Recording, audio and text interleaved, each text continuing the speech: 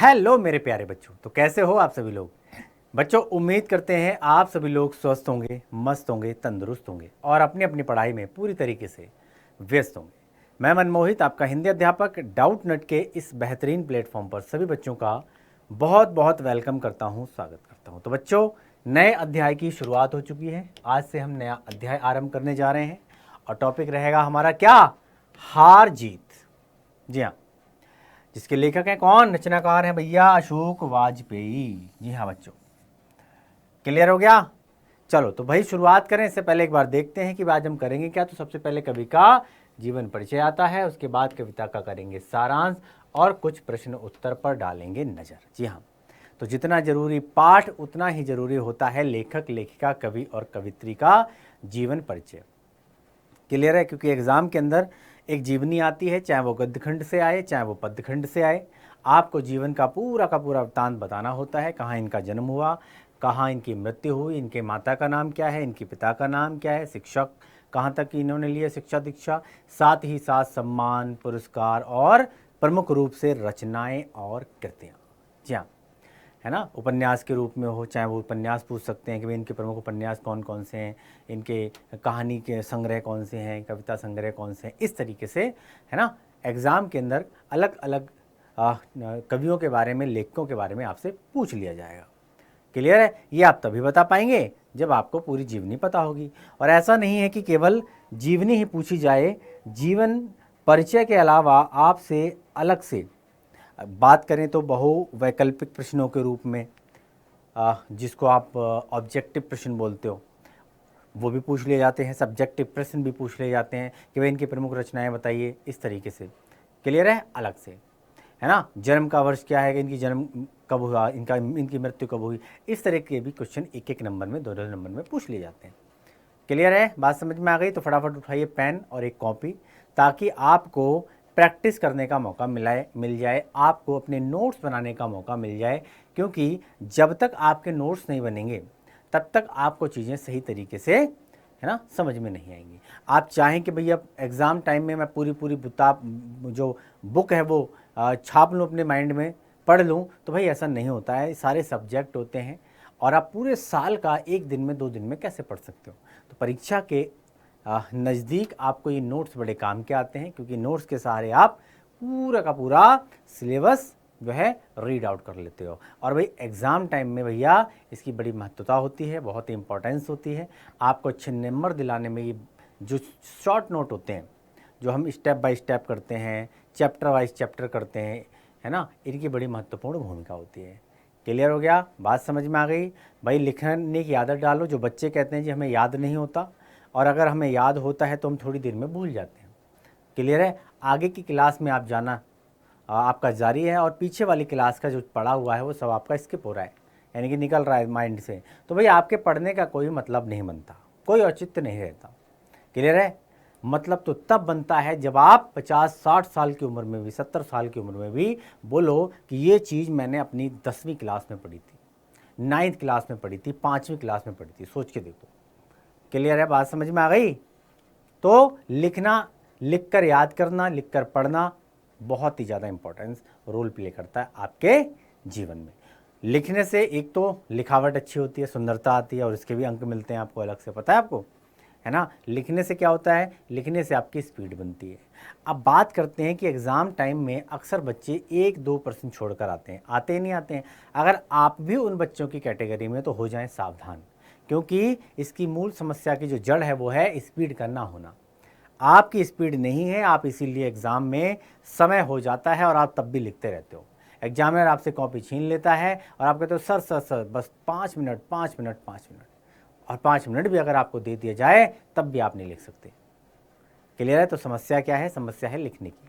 तो आज अगर आपने समस्या का समाधान नहीं किया तो आप आगे चल के जब बड़ी क्लास में जाओगे, जब आप कंपटीशन की तैयारी करोगे, तो आपको वहाँ तो बहुत लिखना होता है, तो वहाँ तो बड़ी दिक्कत का सामना करना पड़ेगा। तो आज अभी इसी वक्त इस समस्या से निजात पाए, छुटकारा पाए। चलो भाई कर दे शुरुआत, चलो जी कर देते हैं शुरुआत। तो कवि परिचय से शुरुआत करेंगे, अशोक वाजपेयी जी का जीवन परिचय। तो भैया अशोक वाजपेयी जी का जन्म 16 जनवरी 1941, इसको याद रखो। पहला क्वेश्चन यहीं से बन गया। कब हुआ था इनका जन्म, 16 जनवरी 1941 को। कहाँ हुआ था भाई? दुर्ग छत्तीसगढ़। ये कहाँ पड़ता है भाई? ये पड़ता है मध्य प्रदेश के अंदर। तो यहाँ से 2 क्वेश्चन निकल के आ गए। कहाँ हुआ था इनका जन्म? जन्म स्थान हो गया और जन्म का वर्ष हो गया। क्लियर है? एक और प्रश्न निकल के आ गया, इनकी माता का नाम था निर्मला देवी। क्या था? निर्मला देवी। क्लियर है? नोट डाउन कर लो, यही तो नोट्स होते हैं, छोटे छोटे नोट्स है ना, जो आपके काम आते हैं। तो माता का नाम निर्मला देवी और पिता का नाम था परमानंद वाजपेयी। क्या था? परमानंद वाजपेयी। तो मां निर्मला देवी, पिता परमानंद वाजपेयी। इनकी प्राथमिक शिक्षा गवर्नमेंट हायर सेकेंडरी स्कूल में हुई। गवर्नमेंट हायर सेकेंडरी स्कूल में इनकी पढ़ाई हुई। इसके बाद ये सागर विश्वविद्यालय से इन्होंने बीए किया और सेंट स्टीफेंस कॉलेज दिल्ली से अंग्रेजी में इन्होंने एमए किया। काफ़ी वेल एजुकेटेड थे, वेल क्वालिफाइड थे। वे भारतीय प्रशासनिक सेवा के अधिकारी रहे। भारतीय प्रशासनिक सेवा के अधिकारी रहे। क्लियर है? और महात्मा गांधी अंतर्राष्ट्रीय हिंदी विश्वविद्यालय के प्रथम कुलपति पद से सेवानिवृत्त हुए। यानी कि महात्मा गांधी अंतर्राष्ट्रीय हिंदी विश्वविद्यालय के प्रथम कुलपति पद से ये क्या हुए? सेवानिवृत्त। वे अनेक पुरस्कारों से सम्मानित हुए, जिनमें साहित्य अकादमी पुरस्कार प्रमुख हैं। साहित्य अकादमी पुरस्कार साहित्य के क्षेत्र में अपने अमूल्य योगदान के लिए जो जाने जाते हैं उनको दिया जाता है। क्लियर? तो भाई साहित्य अकादमी पुरस्कार से सम्मानित हैं। अरे दयावती मोदी कवि शिखर सम्मान से भी ये सम्मानित किए जा चुके हैं। तो ये प्रमुख सम्मान हैं। संप्रति से वे दिल्ली में रहकर स्वतंत्र लेखन कर रहे हैं। यानी कि दिल्ली में रहकर क्या कर रहे हैं? ये स्वतंत्र लेखन, जिसको बोलते हैं फ्रीलांस। यानी कि स्वतंत्रता, स्वतंत्र पत्रकारिता बोल लो, स्वतंत्र लेखक बोल लो। अगर हम स्वतंत्र लेखक करते हैं तो इससे मतलब ये होता है कि भाई अपनी भावनाओं को हम बिना किसी रुकावट के, बिना किसी दबाव के, अपने शब्दों के माध्यम से जन जन तक पहुंचाना। क्लियर है? तो स्वतंत्र लेखन का सबसे बड़ा यही फ़ायदा होता है कि अपने थॉट प्रोसेस को जनता के सामने बिना किसी लाग लपेट के अपने आप को प्रेजेंट करना। अशोक वाजपेयी की 3 दर्जन से लगभग उनकी मौलिक एवं संपादित रचनाएं प्रकाशित हुई हैं। क्लियर है? 3 दर्जन से ज़्यादा। और इनकी निम्नलिखित जो कविताएं हैं प्रकाशित हुई हैं वो है शहर अब भी संभावना है। प्रमुख रूप से याद करिएगा, है ना। स्टेप बाय स्टेप आपने नोट डाउन कर लेना है, स्टेप बनाना है और स्टेप बाय स्टेप हेडिंग डालकर इनकी प्रमुख रचनाएं इस प्रकार हैं, जैसे कि शहर अब भी संभावना है। क्लियर है? ये कविताएं प्रकाशित हुई हैं इनकी। एक पलंग, है ना, अनंत में, अगर इतने से तत्पुरुष कहीं नहीं वहीं, कहीं नहीं वहीं। क्लियर? बहुरी अकेला थोड़ी सी जगह, घास में दुबका आकाश। आविन्यो जब इनको एक शहर में जाना पड़ा, है ना, फ्रांस का एक शहर था जहाँ ये लगभग 19 दिन के आसपास रहे, 17-19 दिन रहे और उन्होंने वहाँ पर, है ना, अनेक कविताएं लिख डाली, अनेक लेख लिख डाले। चलो भाई, आविन्यो। अभी कुछ और समय के पास समय, इबादत से गिरी मात्राएं, कुछ रफू कुछ थिगरे। क्लियर है? उम्मीद का दूसरा नाम, विवक्षा दुख चिट्ठी रसा है। यानी कि कई कविता संग्रह हैं। और आगे अशोक वाजपेयी समसामयिक हिंदी के एक प्रमुख कवि के रूप में माने जाते हैं। प्रमुख आलोचक के रूप में भी ये जाने जाते हैं। साथ ही साथ विचारक के रूप में, विचार गोष्ठी कहीं हुआ करती थी तो अशोक वाजपेयी विशेष आमंत्रित सदस्य के रूप में इनको बुलाया जाता था। तो आलोचना बहुत अच्छी करते थे, विचारक बहुत बढ़िया थे, कला मर्मज्ञ, संपादक की भूमिका में भी थे और संस्कृति कर्मी थे। यानी कि साहित्य प्रेमी थे, कला प्रेमी थे और बीच बीच अपने प्रशासनिक अधिकारी होते हुए भी ये अनेक मंचों की शोभा बढ़ाया करते थे। क्लियर है? लोग इन्हें विशेष तौर पे आमंत्रित किया करते थे। इनकी संवेदना भाषा और रचनात्मक चिंताओं ने व्यापक पाठक वर्ग का ध्यान आकृष्ट किया। इनके लेख, इनकी कविताएं लोगों को खूब पसंद आती थी और सराही भी जाती थी।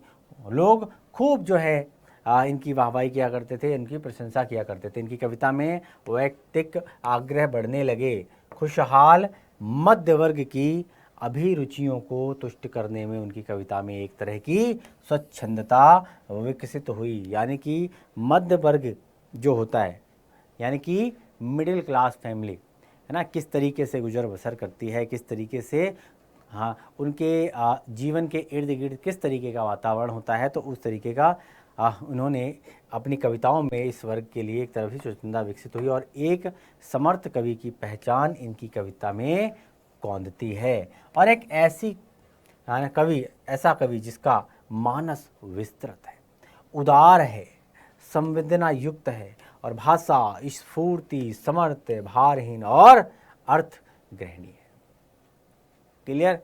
तो ये अशोक वाजपेयी जी का जीवन परिचय आप एग्जाम के अंदर आएगा तो आराम से इसको, संक्षिप्त आएगा तो संक्षिप्त में लिख देना और अगर विस्तृत आएगा तो इस तरीके से आप लिख सकते हो।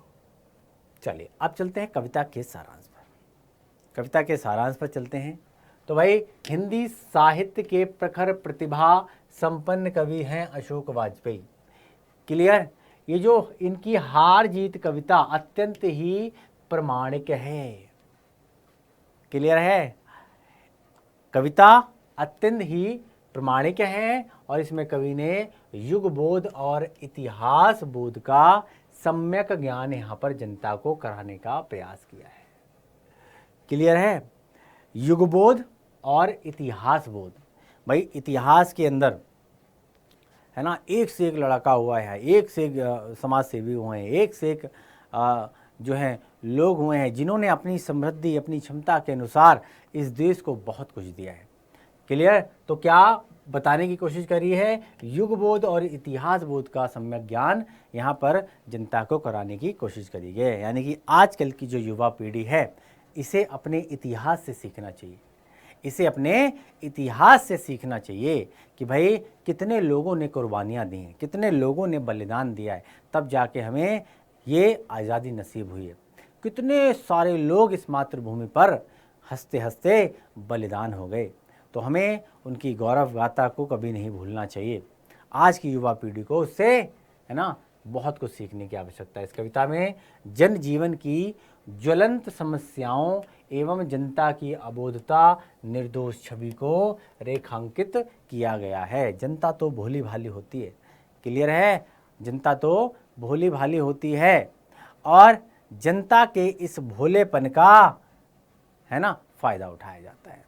फायदा उठाया जाता है ना, चाहे वो सामाजिक रूप में हो, चाहे वो राजनीतिक रूप में हो, चारों तरफ से आखिर पिसती तो जनता ही है। तो जनता की जो ज्वलंत समस्याएं होती हैं, है ना, एक व्यक्ति को क्या चाहिए? रोटी, कपड़ा और मकान, है ना, ये क्या है? ये बेसिक नीड है।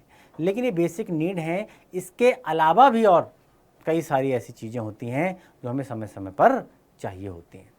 क्लियर है? लेकिन एटलीस्ट एक बेसिक नीड के लिए जब किसी इंसान को जूझना पड़ता है, जब एक कहते नहीं कि 2 वक्त की रोटी कमाने के लिए, यानी कि गुजारा करने के लिए जब एक इंसान को 8 घंटे धूप में पसीना बहाना पड़ता है, मेहनत करना पड़ता है ना, तो ये अपने आप में ये बयां करता है कि अभी हमें, है ना, बहुत कुछ करने की ज़रूरत है ना। आगे बढ़ते हैं।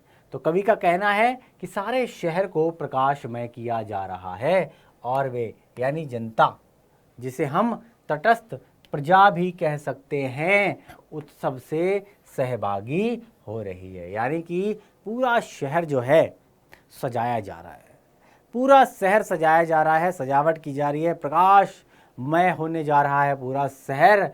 और वही जनता, जिसे आप प्रजा कह सकते हो, कहते नहीं कि हमारी प्रजा है।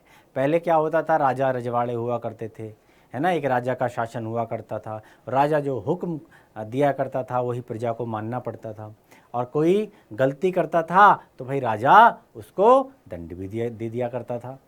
क्लियर है? बात समझ में आ गई? अब जब लोकतंत्र आया तो लोकतंत्र में राजशाही खत्म हो गई।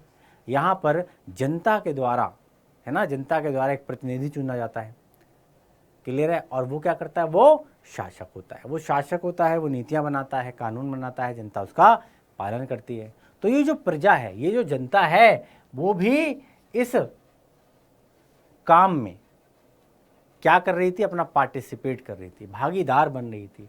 क्यों? उत्सव का माहौल था भाई, उत्सव से सहभागी बन रही थी, अपना पार्टिसिपेशन कर रही थी। और ऐसा इसलिए भी कर रहे हैं कि ऐसा ही राज्यादेश है, ऐसा ही राज्यादेश है। तटस्थ प्रजा अंधानुकरण से प्रभावित है। कहते नहीं, अंधेर नगरी चौपट राजा, टका शेर भाजी टका शेर खाजा। तो भाई कहते नहीं है भेड़ चाल है, वो यही नहीं देख रहा है कोई कि भाई क्या हो रहा है, क्या अच्छा खुशियां मनाई जा रही हैं, लो जी हम भी दीपक जला रहे हैं। अच्छा वो कोई यही नहीं पूछ रहा कि आखिर ये हो क्या रहा है, आखिर ये हो क्या रहा है। तो तटस्थ प्रजा अंधानुकरण, अंधभक्ति में लीन है। और वो क्या कर रही है, इसी तरीके से एक दूसरे का अनुसरण कर रही है। गैर जवाबदेह भी है, किसी के प्रति कोई जवाबदेही ही नहीं। तटस्थ जनता को यह बताया गया है कि भाई उनकी सेना और रथ विजय प्राप्त कर लौट रहे हैं। जनता को क्या बताया जा रहा है, जनता को बताया जा रहा है कि उत्सव मनाओ, खुशियां मनाओ, शहरों को क्या करो, है ना, प्रकाशमय कर दो। क्योंकि सेना और उनके रथ विजय जो है वो विजय प्राप्त करके लौट रहे है ना, हमारी सेना और जो रथ हैं वो विजय प्राप्त करके वापस लौट रहे हैं। तो भैया जाहिर सी बात है, जब कोई विजयी होकर आता है तो हम ये क्या करते हैं, थाल सजाते हैं, आरती लेकर खड़े होते हैं, है ना, गुणगान करते हैं, ढोल नगाड़े ताशे सब बंदोबस्त करते हैं, नहीं करते हैं। क्लियर? चलो, तो भाई क्या किया जा रहा है, इनके स्वागत की तैयारी की जा रही है। लेकिन नागरिक में से अधिकांश को सत्यता की जानकारी नहीं है। क्लियर? अब लोगों ने बोल दिया कि सेना आ रही है, रथ आ रहे हैं, विजय प्राप्त कर लिए, खुशियां मनाओ, जश्न मनाओ। लेकिन आधों से ज़्यादा को यही नहीं पता है कि आखिर वास्तविकता क्या है, आखिर सच्चाई क्या है। सच्चाई किसको नहीं पता है, किसी को नहीं पता, बस जश्न मनाने की तैयारी हो रही है। क्यों हो रही है? क्योंकि बोला गया है ऐसा। चलो भाई, अब उन्हें सही सही बातों की जानकारी नहीं है, यानी कि उनको भी अंधकार में रखा गया है, इन्हें भी अंधकार में रखा है। किस युद्ध में उनकी सेना और शासक शरीक हुए थे, किसी को नहीं पता है। कौन सा युद्ध था, कब हुआ, है ना, कहाँ हमारे सैनिक गए, क्लियर, हमारी सेना कब गई, किस युद्ध की तैयारी में तो भैया शरीक होने गए थे, तो उन्हें पता ही नहीं है। उन्हें यह भी ज्ञात नहीं था कि शत्रु कौन थे। क्लियर? लोगों को तो यही नहीं पता कि हमारी लड़ाई किससे थी, शत्रु कौन है हमारा। विजय मिल गई, ठीक है, अच्छी बात है, खुशियां मना रहे हैं, लेकिन लोगों को जानकारी नहीं कि हमारा शत्रु कौन है, सेना कब गई, कहाँ युद्ध हुआ, कहाँ लड़ाई हुई। बस विजयी होके आ रहे हैं, जश्न मनाओ। अब विडंबना की बात यह है कि इसके बावजूद भी वे विजय पर्व मनाने की तैयारी में जी जान से लगे हुए हैं। अब ये विडंबना देखो, है ना, लोगों को पता नहीं है कि कब सेना गई, कहाँ युद्ध हुआ, किसने विजय प्राप्त की, हमारा दुश्मन कौन है। बस जश्न की तैयारी करने के लिए बोल दिया है, तो सारे लोग जश्न की तैयारी में लग गए, खुशियां मनाने के लिए लगे हुए हैं। उन्हें सिर्फ ये बताया गया है कि उनकी विजय हुई है, बस इतना पता है कि तुम जीत गए हो, तुम्हारी विजय हुई है। बाकी की सच्चाई किसी को नहीं पता। उनकी, है ना, से आशय क्या है, यानी उनकी माने किनकी, ये एक प्रश्न उभरता है, किनकी। भैया यह भी स्थिति साफ नहीं है, किनकी माने। क्लियर है? ये स्थिति साफ नहीं है कि वे जश्न मनाने में इतना मशगूल हैं कि उन्हें ये भी सही सही पता नहीं है कि आखिर विजय किसकी हुई, सेना की, शासक की, या नागरिकों की। कितनी भयावह सोचनीय स्थिति है। यानी कि सोच के देखिए, एक व्यक्ति को पता नहीं है कि उनकी जीत हुई है, सेना की जीत हुई है, शासक की जीत हुई है, आखिर किसकी जीत हुई है। लेकिन क्या हो रहा है, क्या हो रहा है, खुशियां मनाने के लिए लोग लालायित हैं, जश्न मनाने के लिए लालायित हैं। बड़ी ही सोचनीय स्थिति है कि किसी के पास ये फुर्सत नहीं है कि वह ये पूछ ले कि आखिर ये कैसे और क्यों हुआ, आखिर ये क्या हुआ, किसकी जीत हुई है ना, कौन से युद्ध में सेना भेजी गई थी, दुश्मन कौन था हमारा, किसी को फुर्सत नहीं। चलो भाई, वे अपनी निजी समस्याओं में इतना खोए हुए हैं कि मूल समस्याओं की ओर ध्यान ही नहीं जाता। क्लियर? एक व्यक्ति जब कहते हैं ना कि भाई मान के चलो दुश्मन ने, एग्जाम्पल लेते हैं, मान के चलो दुश्मन ने हमारे देश पर हमला कर दिया, तो एक जो नीचे वाला तबका होता है उसको मतलब ही नहीं है, ना उसके घर में टीवी है, ना उसके घर में रेडियो है, ना उसके घर में मोबाइल है। तो एक नॉर्मल व्यक्ति को देश की समस्याओं से कोई लेना देना नहीं है, क्योंकि उसकी अपनी समस्या इतनी बड़ी है। उसकी अपनी निजी समस्या क्या है? उसको पेट भरने के लिए उसके पास रोटी नहीं, पहनने के लिए, तन ढकने के लिए उसके पास कपड़े नहीं। सोचिए, सोच के देखिए कितनी विकराल स्थिति है। क्लियर है? तो बेसिक नीड, जो मूल समस्याएं हैं, है ना, उनमें इंसान इतना खोया हुआ है कि भाई मूल समस्याओं की ओर ध्यान ही नहीं जाता। ये उनकी व्यवस्था ही तो है, ये उनकी व्यवस्था ही तो है। लाचार है, लाचार है। वो कौन सी व्यवस्था है, ये विवेचना का विषय है। नागरिकों को ये भी सही सही पता नहीं है कि युद्ध में कितने सैनिक मारे गए थे और कितने विजय प्राप्त करके लौट गए थे। लोगों को पता ही नहीं है कि जिस युद्ध की बात हो रही है, जिस युद्ध में सेना विजयी होकर लौट रही है, जश्न की तैयारी हो रही है, आखिर कितने सैनिक हमारे गए थे, कितने सैनिक मारे गए थे। क्लियर है भाई? कितने लोग विजय प्राप्त करके लौट रहे हैं। खेत रहने वालों यानी जो शहीद हुए हैं उनकी सूची भी न आते। यानी कि जब युद्ध होता है तो जाहिर सी बात है, युद्ध में क्या होता है, युद्ध में सिर्फ और सिर्फ नुकसान एक तरफ का नहीं होता है, दोनों तरफ का होता है ना। लोग एक तरफ के नहीं मारे जाते हैं, दोनों तरफ के मारे जाते हैं। और जो सैनिक मरता है उस सैनिक का परिवार भी होता है, उसके माता पिता, बहन, भाई, बीवी, बच्चे सब होते हैं। तो जब एक सैनिक की शहादत होती है तो सोचो घर में, है ना, एक कमाने वाला व्यक्ति अगर सेना के अंदर है और वो शहीद हो जाता है तो उसका घर कैसे चले। क्लियर? तो हमारे पास रिकॉर्ड ही नहीं है कि कितने सैनिक हमारे शहीद हुए। कवि उपरोक्त पंक्तियों पर इतिहास और लोक जीवन की ज्वलंत समस्याओं की ओर अपनी कविताओं के माध्यम से सच्चाई से वाकिफ कराने का यहाँ पर प्रयास किया गया है। इन पंक्तियों के माध्यम से इतिहास और लोक जीवन की ज्वलंत समस्याओं को लोगों के सामने रखा गया है, लोगों के सामने रखा गया है। ज्वलंत समस्याओं को लोगों के सामने रखा गया है, परोसा गया है, कविताओं के माध्यम से सच्चाई से वाकिफ कराने का यहाँ पर प्रयास किया है। कवि कहता है, क्या कहता है? इन सारी बातों की जानकारी रखने वाला चाहे कोई साक्षी है तो वह है मशक वाला। कौन है? मशक वाला। वो मशक वाला जिसका काम है मशक के पानी से सड़क को सींचना। मशक वाला कह रहा है कि भैया हम एक बार फिर हार गए हैं। अब देखो मशक वाला क्या कह रहा है, हम एक बार फिर हार गए हैं और गाजे बाजे के साथ जीत नहीं, हार कर लौट रही है। हार जो है वो लौट रही है। मूल बात की ओर कोई ध्यान नहीं दे रहा है। विडंबना है कि मशक वाले की एकमात्र जिम्मेवारी सड़क सींचने भर की है। मशक वाला क्या कर रहा है? मशक वाला पानी से सड़क को सींचना, ये इसका काम है।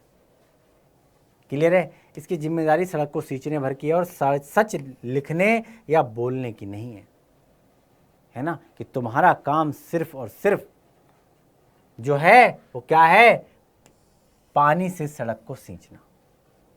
तुम्हारा काम पॉलिटिक्स करना नहीं है, तुम्हारा काम सच लिखना नहीं है, तुम्हारा काम सच बोलना नहीं है। तुम्हारा काम जो है वो काम करो, सड़क को सींचो, है ना। और जिनकी हैं वे सेना के साथ जीत कर लौट रहे हैं, यह एक प्रश्नवाचक चिन्ह खड़ा हो गया है।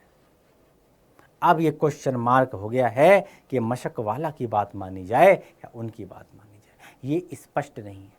कोई कह रहा है जीत कर आ रहे हैं, प्रसन्नता, हर्ष और उल्लास का वातावरण हो, है ना, चारों तरफ खुशियां मनाएं, और एक व्यक्ति कह रहा है हमारी हार हुई, हम हार कर लौटे।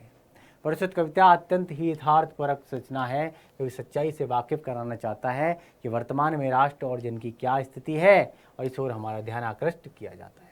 वर्तमान में देश की क्या हालत है, क्या स्थिति है, इस स्थिति से उस जो कॉमन मैन है, जो एक आम नागरिक है, उससे वाकिफ कराना चाहता है कि आखिर राष्ट्र और जनता की स्थिति क्या है। इस ओर हमारा ध्यान आकर्षित करना चाहता है। उक्त गद्य कविता में कवि द्वारा प्रयुक्त शासक, सेना, नागरिक और मशक वाला शब्द प्रतीक, है ना, प्रतीक प्रयोग हैं और शासक वर्ग अपनी दुनिया में रमा हुआ है, उसमें उसके अन्य प्रशासकीय वर्ग भी सम्मिलित हैं। जो शासक होता है वो क्या होता है, राजा जो क्या होता है, क्या होता है भैया, राजा तो कहते नहीं है कि भैया सुख सुविधाओं से लैस एक इंसान। जब लोकतंत्र की बात करोगे तो एक मान के चलिए, एक व्यक्ति जो है अगर किसी पद पर आसीन हो जाता है तो वो क्या होता है, वो सभी सुख सुविधाओं को भोगना चाहता है, और उसके साथ जितने भी प्रशासनिक अधिकारी होते हैं, है ना, वो भी सत्ता का सुख भोगना चाहते हैं। क्लियर है। नागरिकों की स्थिति बड़ी ही असमंजस वाली होती है। पिस्ता कौन है, पिस्ती पब्लिक है, आम जनता है ना। मशक वाला पूरे घटनाक्रम की सही जानकारी रखता है, मशक वाला पूरे घटनाक्रम की सही जानकारी रखता है, लेकिन उस पर बंदिशें हैं, अंकुश है ना, उस पर बहुत सारी चीज़ें हैं जो उसको बोलने के लिए मनाही है कि वो सत्य से अवगत किसी को नहीं कराए, यानी कि सच्चाई किसी को ना बताए। सच्चाई से तो पता है, लेकिन उसको सख्त हिदायत दी गई है कि सच्चाई किसी को ना बताए। इसे सख्त हिदायत है न लिखने की और न ही बोलने के लिए, लेकिन सच्चाई सिर्फ इसे पता है। उक्त कविता में कवि ने पूरे देश की जो वस्तु स्थिति है उससे अवगत कराने का काम किया है। पूरे देश की जो स्थिति है उसके बारे में हमें लोगों को यहाँ पर बताने का यहाँ पर प्रयत्न किया गया है। राज्यादेश के कारण तटस्थ प्रजा जश्न मनाने में मशगूल है, और प्रजा जो है चिंता के अभाव में गैर जिम्मेदार भी है। उसे यह भी ज्ञान नहीं है कि उसकी जिम्मेदारी, कर्तव्य और अधिकार क्या हैं। जनता को अपने अधिकार नहीं प्राप्त। जनता को जो अधिकार मिले हुए हैं संविधान में, लोगों को यही नहीं पता हमारे मूलभूत अधिकार क्या हैं, है ना। क्लियर है। नागरिकों को पेट की चिंता है, बस इतना पता है कि भूख लगी है और रोटी मिल जाए। क्लियर है। नागरिक स्वार्थ में अंधा है, वे अपनी स्वार्थपरता में इतने अंधे हैं कि राष्ट्र की चिंता ही नहीं याद आती। यानी कि लोग अपनी जो बेसिक नीड है उन्हीं का जुगाड़ करने में इतने मशगूल हैं, तो राष्ट्र की चिंता कौन करे। अपने पेट की चिंता है कि इंसान को पेट भर जाए किसी भी तरह से, बस राष्ट्र जाए भाड़ में। राष्ट्र सर्वोपरि होना चाहिए, राष्ट्र सर्वोपरि, राष्ट्र प्रथम उसके बाद हम, इस तरीके का भाव होना चाहिए इंसान को। क्लियर है, बात समझ में आ गई। तो भाई राष्ट्र की चिंता ही नहीं है याद आती। ये एक प्रश्न खड़ा करता है कि हमारे राष्ट्र के समक्ष जब तक जना सुशिक्षित प्रज्ञ एवं चेतना संपन्न नहीं होगी तब तक राष्ट्र विकसित और कल्याणकारी नहीं हो सकता। क्लियर है। इसका सीधा संबंध किससे है, शिक्षा से है। जब तक लोग शिक्षित नहीं होंगे, क्योंकि शिक्षा से क्या होता है, शिक्षा से बुद्धि का विकास होता है, अच्छे और बुरे का ज्ञान होता है, हमें चीज़ों को समझने की, है ना, शक्ति हमारे अंदर आती है ना। किताबों से क्या होता है, किताब ज्ञान का भंडार है। और ठीक कहा है बाबा साहब ने, डॉक्टर भीमराव अम्बेडकर ने कहा है कि शिक्षा वो शेरनी का दूध है जो जितना पिएगा उतना दहाड़ेगा। क्लियर है। तो शिक्षा बहुत ज़रूरी है एक इंसान के लिए, है ना। और माँ बाप के लिए भी एक सख्त हिदायत है। कहते हैं कि भाई आधी रोटी कम खा लो लेकिन अपने बच्चों को पढ़ाओ। बच्चा पढ़ेगा, शिक्षित होगा तो देश विकसित होगा, और राष्ट्र का निर्माण करने में, है ना, उसकी महत्वपूर्ण भूमिका होगी। क्लियर है। तभी राज्य कल्याणकारी होंगे, विकसित होंगे। राष्ट्र का विकसित होना अति आवश्यक है। क्लियर है। मौजूदा सरकार भी कहती है कि भाई विकसित राष्ट्र का सपना देखते हैं हम लोग, लेकिन इस विकसित राष्ट्र का सपना, ये जो विकसित राष्ट्र है, ये तभी संभव हो पाएगा जब जनता अपने अधिकारों को जान पाएगी, जनता को अपने राइट्स पता होंगे, जनता शिक्षित होगी, जनता को भरपेट खाना मिलेगा, जनता को एजुकेशन मिलेगी, जनता को स्वास्थ्य सुविधाएं मिलेंगी, जनता को रोजगार मिलेगा, तब जाकर राष्ट्र विकसित होगा, तब जाकर राष्ट्र का निर्माण होगा।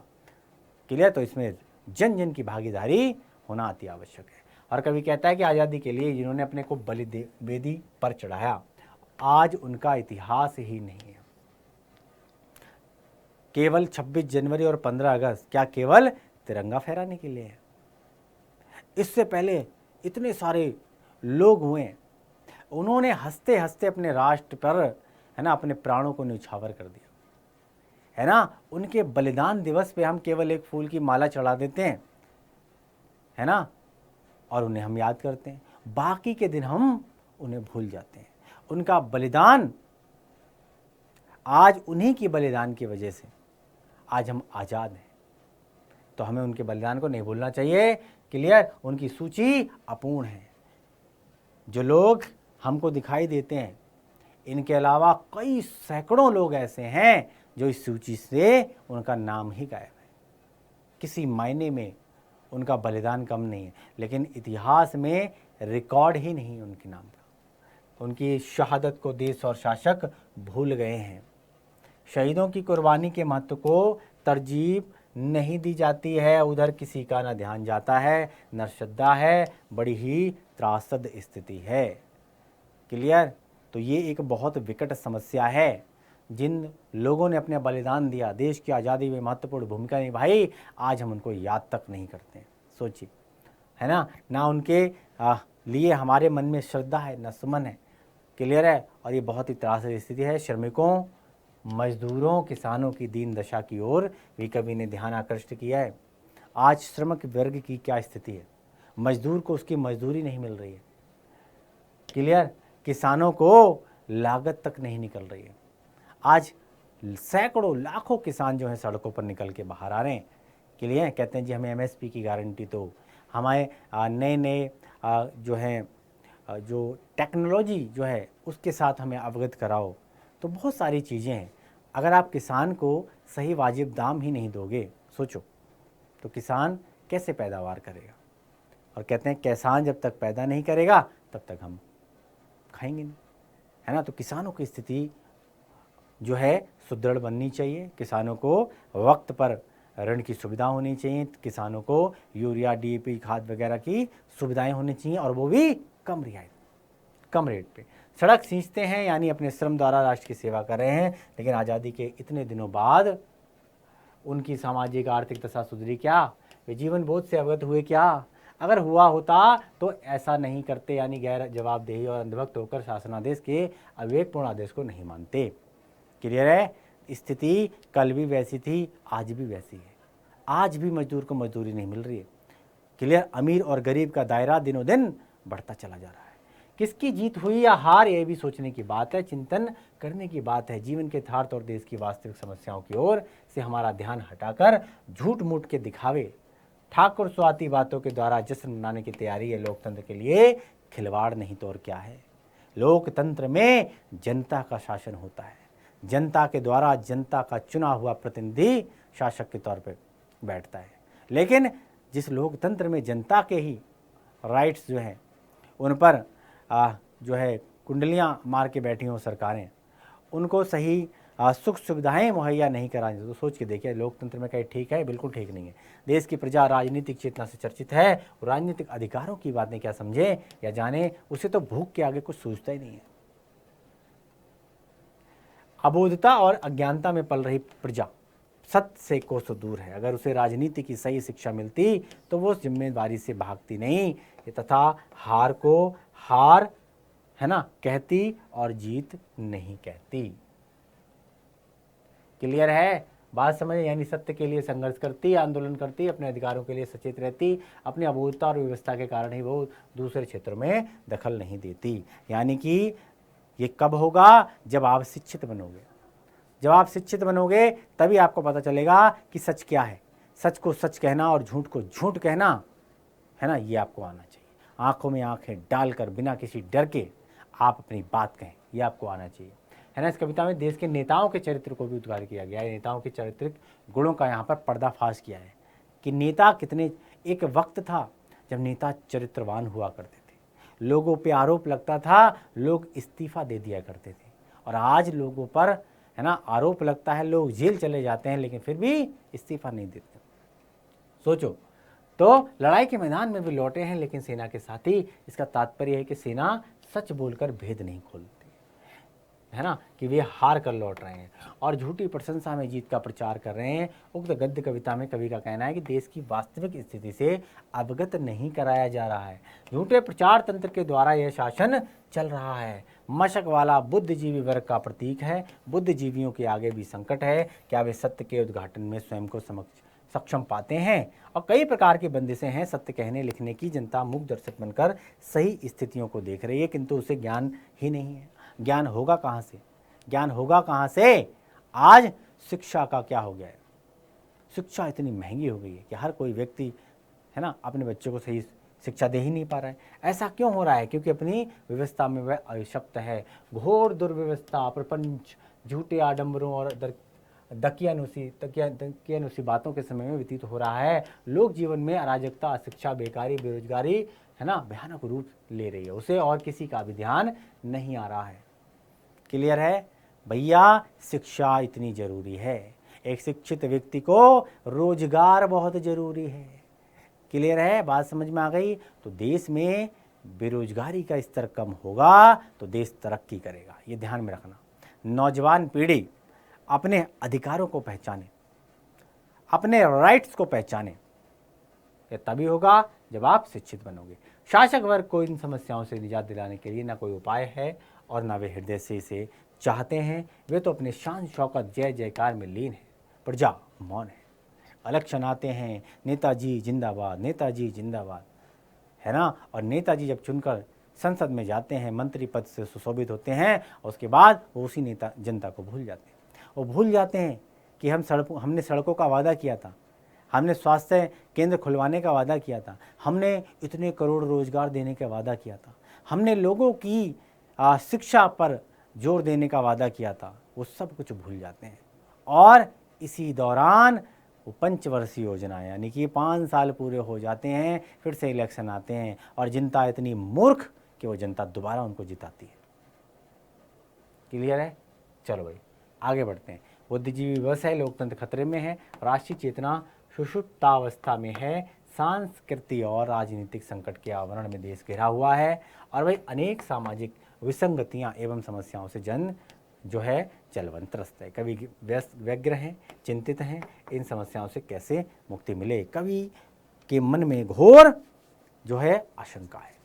कवि बहुत चिंतित है कि आखिर इन समस्याओं से कैसे छुटकारा मिलेगा, देश कैसे तरक्की करेगा, है ना। तो ये मूलभूत सुविधाएं हैं लोगों की, इनके राइट्स हैं, इनको जानना, है ना, बहुत आवश्यक है, अति आवश्यक है। तभी हो पाएगा जब आप शिक्षित हो, है ना, अपने हक की आवाज़ उठाएंगे, सच को सच कहेंगे और झूठ को झूठ कहेंगे, है ना। इन आडंबरों से दूर हटना पड़ेगा आपको, नई सोच विकसित करनी पड़ेगी, डेवलप करनी पड़ेगी।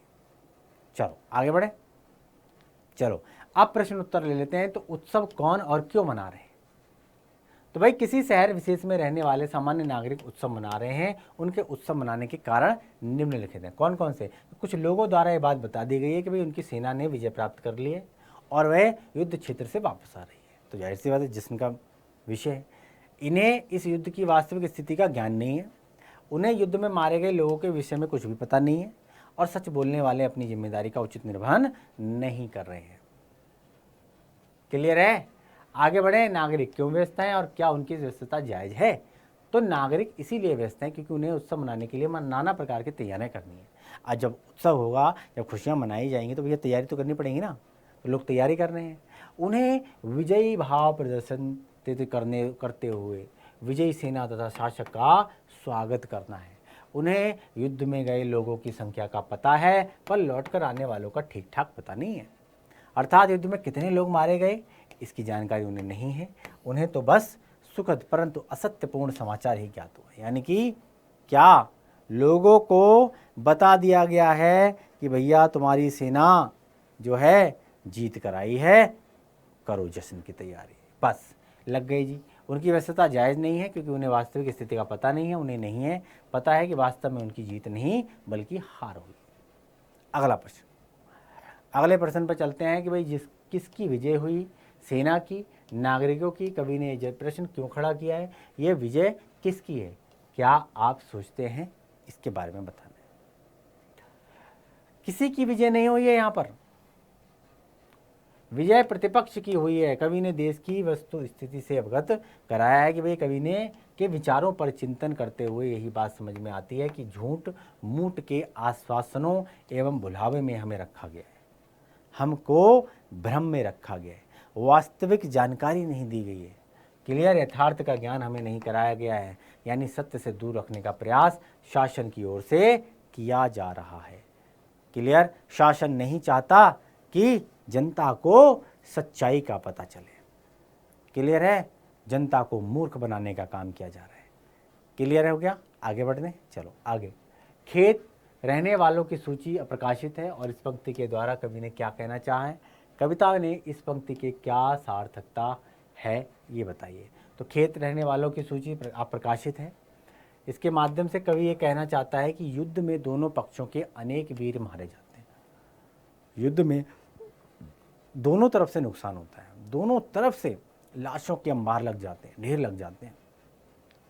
विजय के मद में चूर सेना इस मृत सैनिकों या लोगों की परवाह नहीं करती। इनके घर परिवार को कौन चलाएगा, इनके बीवी बच्चों का ख्याल कौन रखेगा, इनके बूढ़े माँ बाप का है ना कौन देखभाला है, तो भाई इसकी परवाह नहीं करती। वो भूल जाती है कि इस विजय में उनका भी अप्रत्यक्ष योगदान है, उनके बिना विजय मिलनी संभव नहीं थी। क्लियर है भाई, सैनिक तो जाकर अपनी क्षमता के अनुसार जो है वो वहाँ पर लड़ता है, लेकिन उसका जो परिवार है अप्रत्यक्ष रूप से उस परिवार का भी बड़ा योगदान होता है ना। इस पंक्ति की कविता में यह सार्थकता है कि भाई विजय की खुशी में चूर विजयोत्सव मना रहे लोगों को मरे हुए लोगों तथा सैनिकों का जरा भी ध्यान नहीं है, उनके आश्रितों पर क्या बीत रही है इसकी जानकारी उन्हें नहीं है, वे तो बस विजयोत्सव मनाने में व्यस्त है। विजय उत्सव मना रहे हैं। वास्तव में शासक अपने स्वार्थ को पूरा करने के लिए जनता के जीवन का मोल नहीं समझता।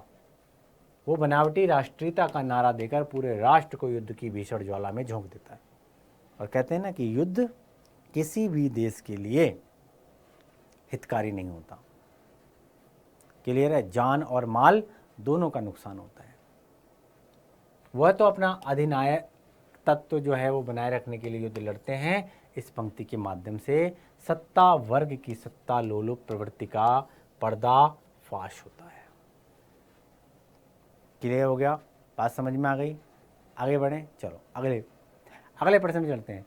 भाई सड़कों को क्यों सींचा जा रहा है, तो सड़कों को इसलिए सींचा जा रहा है ताकि उनकी धूल गुबार समाप्त हो जाए और युद्ध क्षेत्र में छत्र चंबर और गाजे बाजे के साथ जो विजयी राजा आ रहे हैं उन पर धूल ना उड़े, इसीलिए क्या किया जा रहा है, सड़कों को सींचा जा रहा है, धूल धाल जो है वो ना उड़े। स्वागत की तैयारी हुई है ना, तो स्वागत में भैया धूल ना उड़े, इस तरीके से उन्हें पहले जैसा बनाया जा सके, अर्थात युद्ध के कारण उनकी टूटी फूटी हालत में सुधार लाया जा सके। आगे बढ़े चलो आगे बढ़ते हैं। बूढ़ा मशक वाला क्या कहता है और क्यों कहता है। भाई बूढ़ा मशक वाला कहता है कि एक बार फिर हमारी हार हुई है। केवल मशक वाले को सच्चाई पता है, गाजे बाजे के साथ विजय नहीं हार लौट रही है। भाई ऐसी विजय पर खुश होकर जश्न मनाने का कोई औचित्य नहीं है। वो ऐसा इसलिए कहता है क्योंकि बूढ़ा अनुभवी व्यक्ति है ना, बूढ़ा अनुभवी व्यक्ति है, सब जानता है, उसे जीवन के यथार्थ का अनुभव है और उसे पता है कि समाज में घृणा, द्वेष, हत्या, लूटपाट, दंगे, आतंकवाद आदि मानवता के विनाश के कारण बने हुए हैं। इन पर विजय पाए बिना विजय का जश्न मनाना अनुचित है। जब तक घृणा, द्वेष, हत्या, लूटपाट, दंगा और आतंकवाद इस पर विजय नहीं पाई जाएगी तब तक विजय का जश्न मनाना अनुचित है। क्लियर है, बात समझ में आ गई है ना। दूसरे के प्रति जलन के भाव है ना, दूसरों को देखकर जलना, लोगों का अहित करना, आतंकवाद, ये सब क्या है, हत्या, लूटपाट है ना, इन सब पर हमें विजय प्राप्त करना है, तब हमारी असली विजय कहलाई जाएगी। क्लियर है, लोगों को मरने वालों की कोई जानकारी न देकर वास्तविक स्थिति पर पर्दा डाला जा रहा है। उसकी बातों में सच्चाई तो है पर उसे कोई सुनना नहीं चाहता, ये बड़ी विडंबना है। बात तो सही कह रहा है, बात तो सही कह रहा है मशक वाला, लेकिन भाई उसकी सुने कौन, है ना। आंखों पे पर्दा डाल दिया गया है कि लोग सच्चाई देखना नहीं चाहते, सच्चाई सुनना नहीं चाहते। चलो अगले प्रश्न पर। बूढ़ा मशक वाला किस जिम्मेवारी से मुक्त है, और सोचिए अगर वो जिम्मेवारी उसे मिलती तो क्या होता। तो बूढ़ा मशक वाला देश की राजनीति से वंचित है। अगर उसे जिम्मेवारी मिली होती तो हार को हार कहता और जीत को जीत कहता। क्यों? क्योंकि उसे, है ना, अनुभव है, जिम्मेदार व्यक्ति है।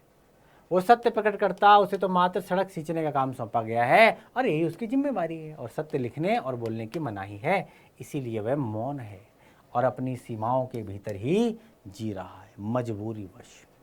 वो विवश है, विकल है, फिर भी दूसरे क्षेत्र में दखल नहीं देना चाहिए, केवल सींचने से ही मतलब रखता है। उसे जो जिम्मेदारी दी गई है केवल और केवल वो उसी पर ध्यान केंद्रित रखा है ना। इसमें के बौद्ध वर्ग की व्यवस्था झलकती है, और अगर इसे सत्य कहने और लिखने की जिम्मेदारी मिली होती तो राष्ट्र की ये स्थिति नहीं होती। अगर इसे ये जिम्मेदारी मिली रहती कि बेटा सत्य को सत्य लिखो और झूठ को झूठ लिखो, तो अपनी कलम की ताकत से लोगों तक, जन जन तक पहुंचाने का काम करता, और इससे क्या होता, जनता अवेयर होती, जनता को सही स्थिति का पता होता। झूठी बातों और झूठी शान में जश्न नहीं मनाया जाता। जीवन के हर क्षेत्र में अमन चैन, शिक्षा, दीक्षा, विकास की धारा बहती। अबोधता और अंधकार में प्रजा विवश बनकर नहीं रहती।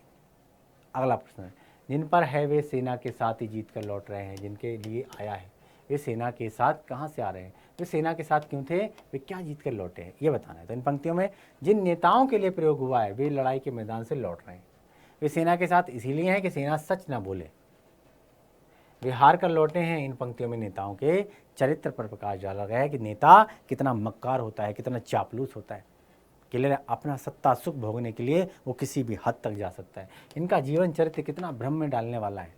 कथनी करनी में कितना अंतर है नेताओं के। झूठी प्रशंसा, अविश्वसनीय कारनामों के बीच इनका समय कट रहा है। इनके व्यवहार और विचार में काफ़ी विरोधाभास है, तनिक समानता और स्वच्छता नहीं दिखाई पड़ती।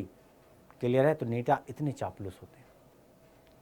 गद्य कविता क्या है और इसकी क्या विशेषता है, इस कविता को देखते परखते हुए बताना है। तो गद्य कविता मूलतः गद्य का ही एक रूप है, लेकिन हिंदी में यह ज़्यादा पुरानी विधा नहीं है। गद्य कविता का जो बाह्य कलेवर होता है वो समसामयिक अनुभवों की विलक्षणता की त्वरित प्रतिक्रिया की तरह होता है, अर्थात इसकी रूप संरचना का जो है कवि का व्यानुभव में होता है, जो गद्यात्मक ही होता है।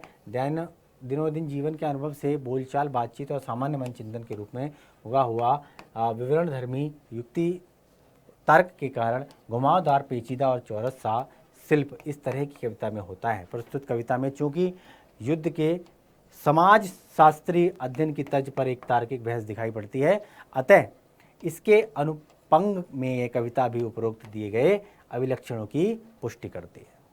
क्लियर हो गया?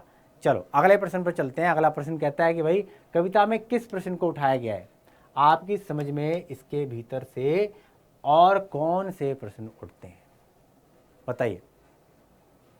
तो भाई प्रस्तुत कविता में देश की ज्वलंत समस्याओं की ओर कवि ने ध्यान आकर्षित किया है, और इस देश की जनता अबोध और चेतना विहीन है।